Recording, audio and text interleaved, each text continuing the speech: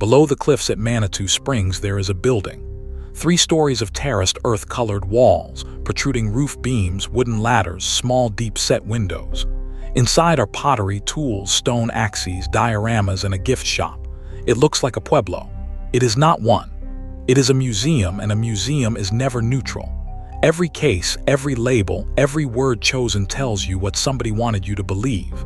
Today we read the building as carefully as the objects inside it.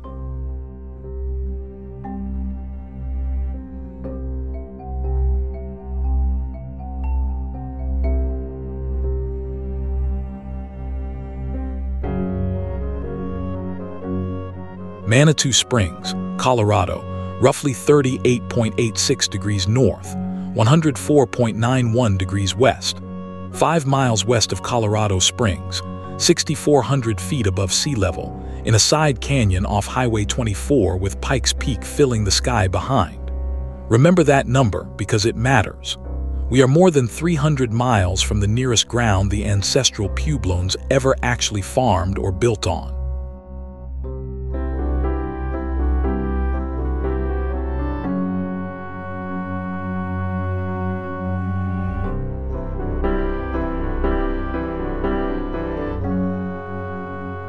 Look at the shape.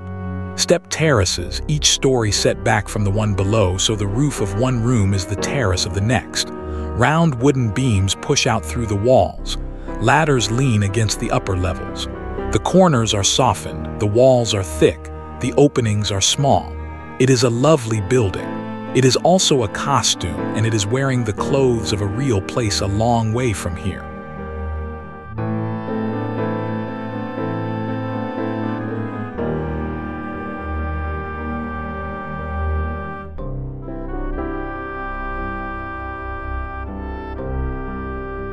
The form is borrowed from Taos, Pueblo in northern New Mexico, one of the most photographed buildings in North America. Taos is not a ruin and not a museum.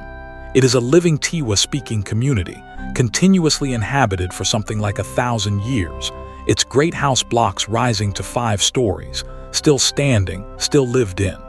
UNESCO listed it as a World Heritage Site in 1992.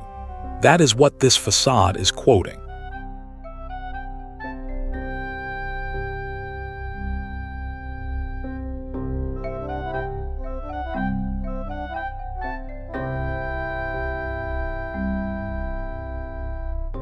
What we are looking at has a name, Pueblo Revival, sometimes called Santa Fe style. It emerged at the start of the 20th century, took hold in the 1920s and 30s, and blends ancestral Puebloan forms with Spanish mission architecture. Santa Fe adopted it as policy in a city plan of 1912, and the New Mexico Museum of Art, finished in 1917, made it famous. It is a revival of an architecture that had never actually stopped.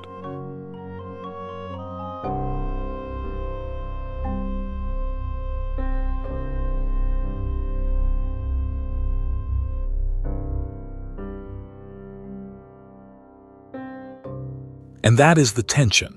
Pueblo Revival was often a genuine act of admiration. It was also, very often, marketing. A soft-edged adobe silhouette signaled to a tourist that they had arrived somewhere ancient and authentic, and it did that work whether or not anything ancient or authentic was actually inside. Here, the building is the advertisement. It says ruin before you have read a single label.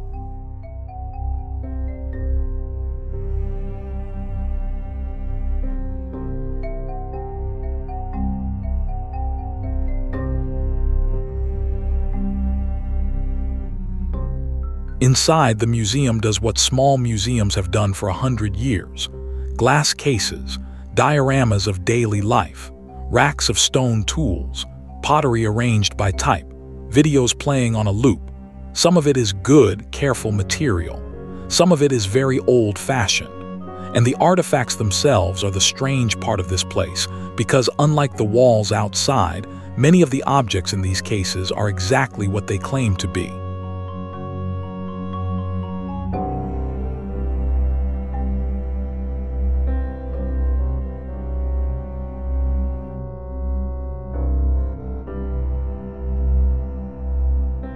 Start with the pots because the pots are magnificent. Ancestral Puebloan potters had no wheel. They rolled clay into coils, stacked them, and scraped the walls thin with a shard or a gourd rind. Cooking jars were left corrugated, the coils pinched into a rough surface that grips heat. Serving wares were slipped white and painted with mineral and plant-based paints in black geometry so precise it looks machine-made, and fired in pits without a kiln.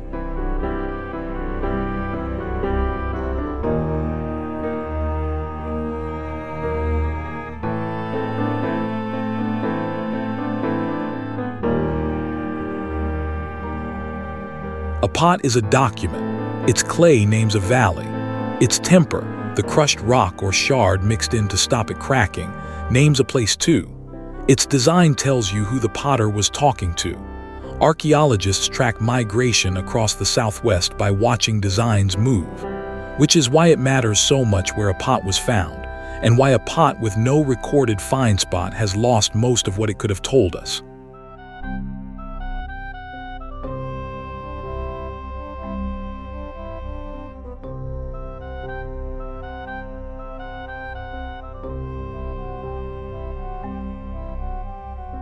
Before pottery came baskets, and they were superb.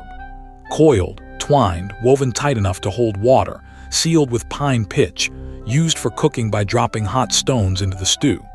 The archaeologists who first classified this culture leaned so heavily on those baskets that they named whole eras after them. The basket maker periods. That framework was hammered out at a meeting of archaeologists at Pecos in New Mexico in 1927, and it is still in use.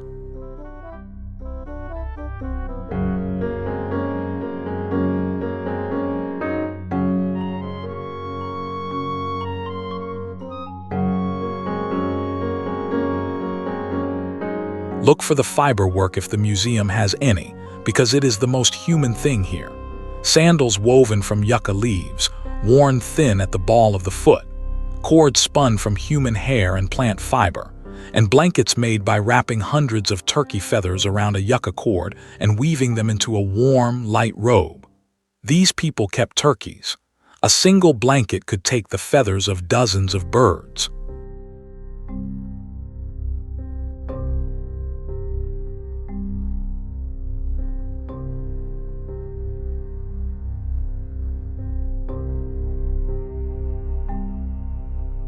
The tool cases look austere until you know what you are seeing. Stone axes hafted to wooden handles with sinew, bone awls polished from use, digging sticks, drills, and the atlatl, the spear thrower, giving way over centuries to the bow and arrow. There is not a scrap of metal in this entire civilization. Every wall, every beam, every field was made with stone, bone, wood, and fiber and patience.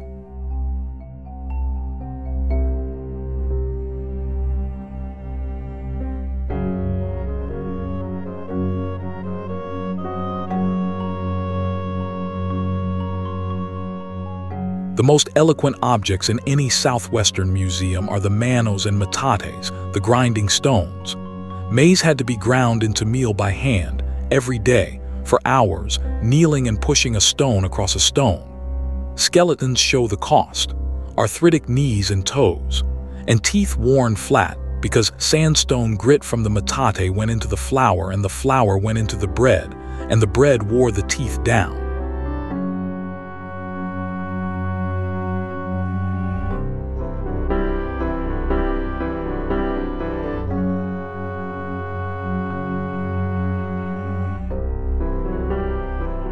Then there are the kivas, and here a museum has to tread carefully.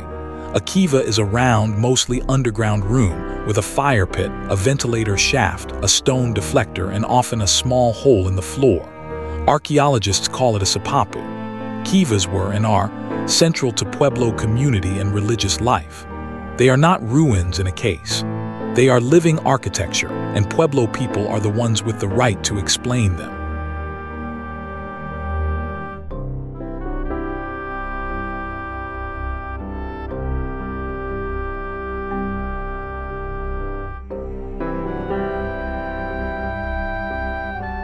And that is where an old-fashioned museum starts to go wrong. Not usually in the objects themselves.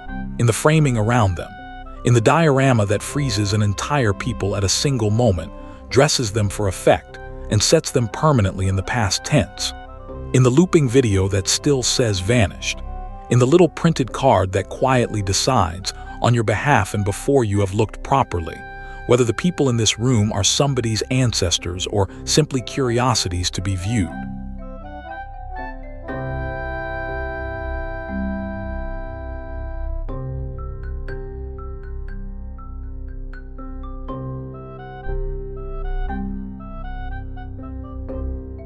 Because the objects tell a far bigger story than the dioramas do.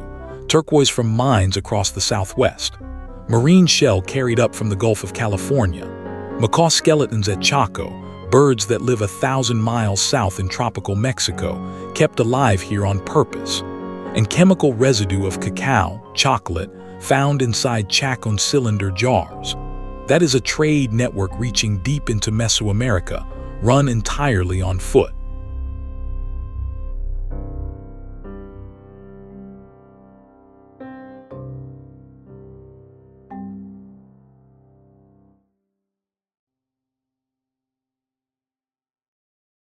Even the corn is an import.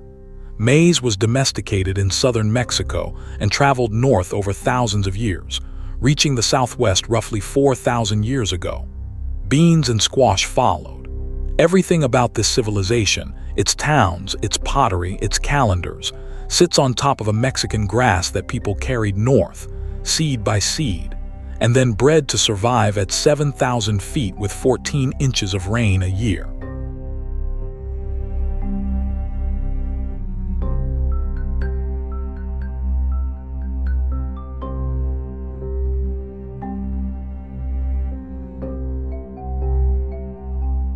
So the objects are real.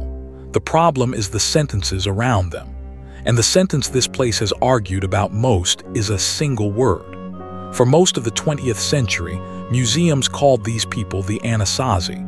It is a Navajo word, adopted by white archaeologists from their Navajo guides, and it does not mean ancient ones in the friendly way the old signs claimed.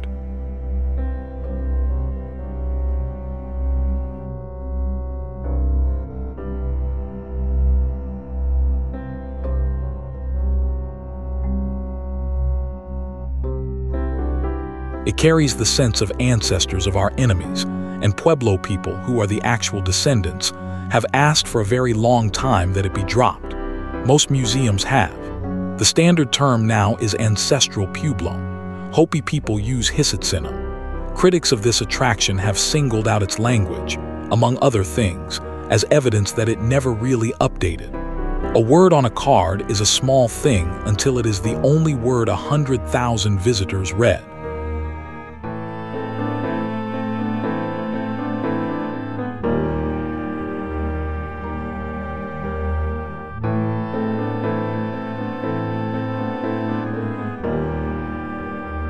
This did not start here. In 1879, the United States founded the Bureau of American Ethnology under John Wesley Powell, and a generation of collectors fanned out across the West with a conviction that would shape every museum in the country. The belief was that Native America was dying, that it would be gone within a lifetime, and that the urgent task was to gather it up, collect the objects, photograph the faces, save the languages before they end.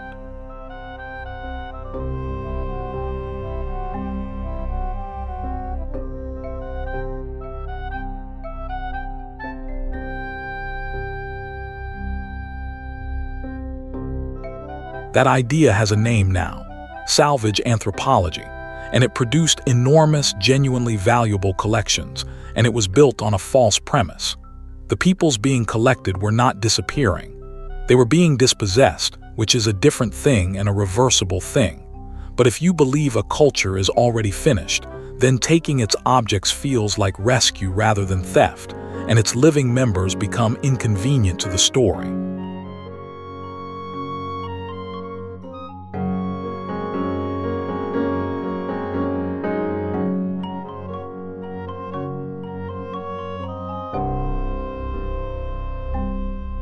The showpiece of all this was the World's Columbian Exposition in Chicago in 1893.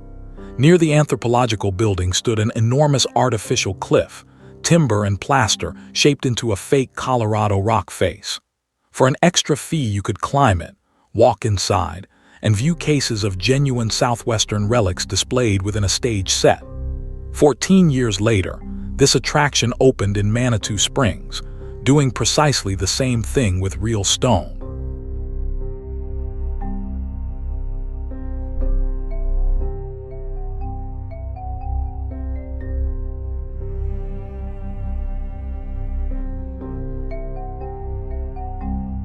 And the fair did something worse than the fake cliff. Along its midway, living people from around the world were exhibited in constructed villages, arranged, quite deliberately, as a ladder of human progress with white America at the top. Millions walked through it. That is the intellectual world in which the Manitou Cliff Dwellings were conceived. Not a fringe idea. The mainstream, endorsed by universities and by the state.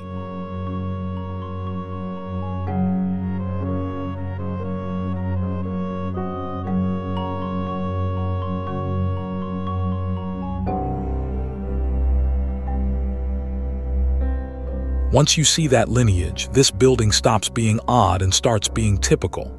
It is not an aberration. It is a survivor, a working, ticketed example of an entire American industry that packaged indigenous culture as scenery, and it lasted because it kept earning, decade after decade, on a busy highway with a car park and a coach turning circle. Hundreds of places like it once lined the roads of the West. Most are gone. This one is still selling admission, and that is precisely what makes it worth studying.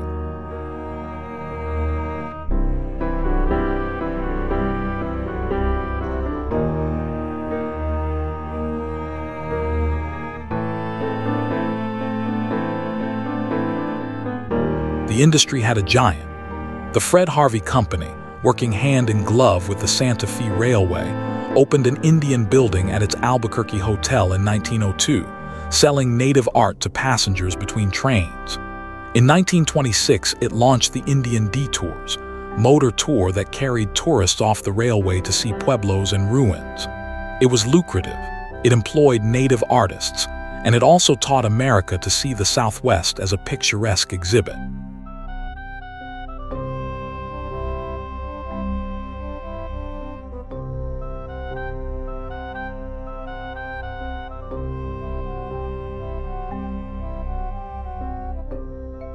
Then the cars came and the two-lane highways, and the whole gaudy roadside grammar of concrete tippies and trading posts and hand-painted signs promising ancient mysteries ahead. Manitou Springs sits on one of those roads. This place has a postcard rack. It always has. That is not a small detail. It tells you the audience the story was written for, and it was never written for Pueblo people.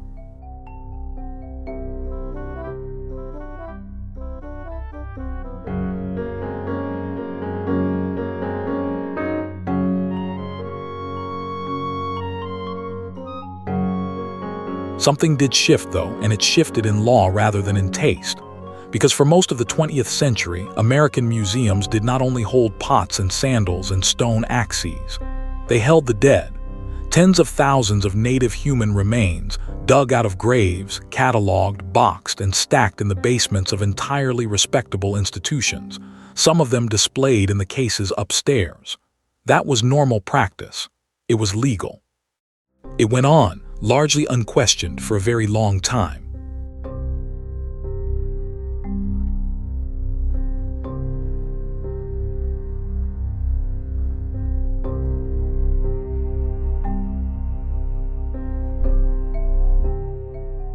In 1990, Congress passed the Native American Graves Protection and Repatriation Act. Museums and agencies that take federal money must inventory human remains and funerary and sacred objects and return them to the descendant nations. Rules tightened again in 2024, and major museums covered or closed displays rather than exhibit material they could not properly account for. In 2019, Finland agreed to send back the Mesa Verde remains and objects taken in 1891.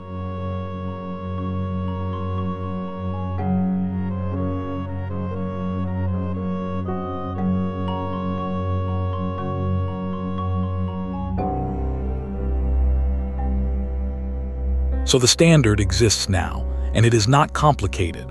Consult the descendants, say who they are and that they are here. Do not display the dead. Let the community write the label about its own religion. Mesa Verde National Park works with more than 24 associated tribes on how its sites are interpreted. That is not political correctness. That is simply asking the people who own the story what the story is.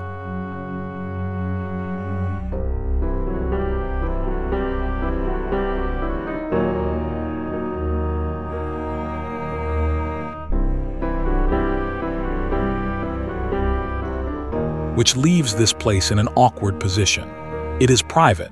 It takes no federal money, so most of those obligations do not legally bind it.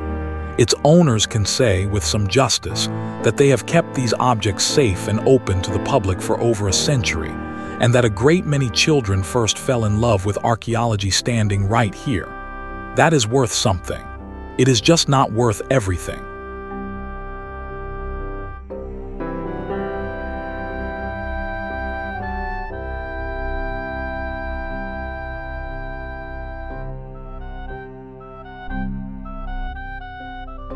And there are better models close by. The Indian Pueblo Cultural Center in Albuquerque is owned by the 19 Pueblos of New Mexico, who tell their own history in their own words. The Ute Mountain Ute tribe guides visitors through cliff dwellings on its own land. At the Hopi Mesas, at Acoma, at Zuni, you can be shown a place by the people whose place it is. That is the difference between being told about someone and hearing from them.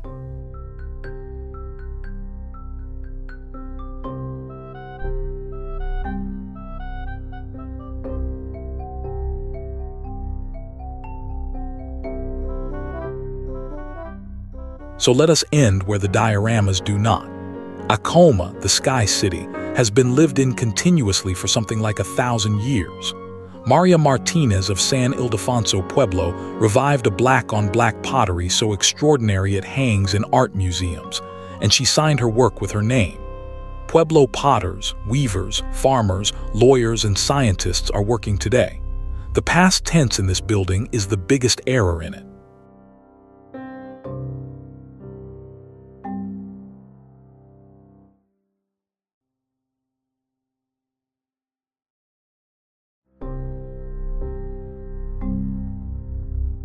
Should you visit?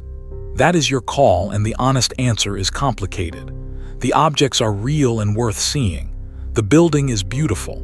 The story it tells about itself is not true, and the story it tells about Pueblo people has been challenged by Pueblo people. Go if you go, but go with your eyes open. Read the cases against the grain, and treat the whole site as an exhibit about America.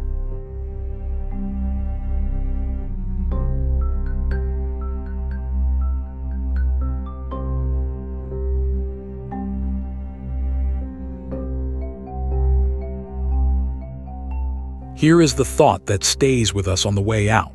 A museum decides who counts as a person and who counts as a specimen, and it makes that decision in something as small as a verb tense.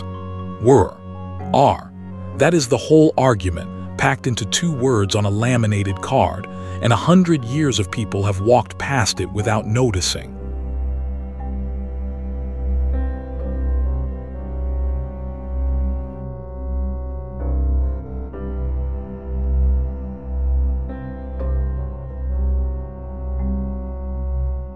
The coils in those pots were rolled by somebody's hands, and you can still see the fingerprints in the clay. The sandals were worn thin by somebody's feet, walking somewhere, on an errand we will never know. The teeth in the display were ground flat by somebody's daily bread. Those are not the artifacts of a lost world. They are the belongings of the great-grandparents of people who are alive today, and the very least we owe them is accuracy and the correct tense.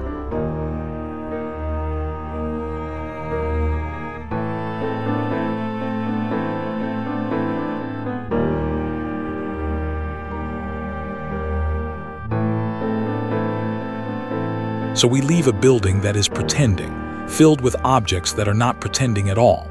That contradiction is the most interesting thing on this whole property, and it is not in the guidebook. Look hard at both.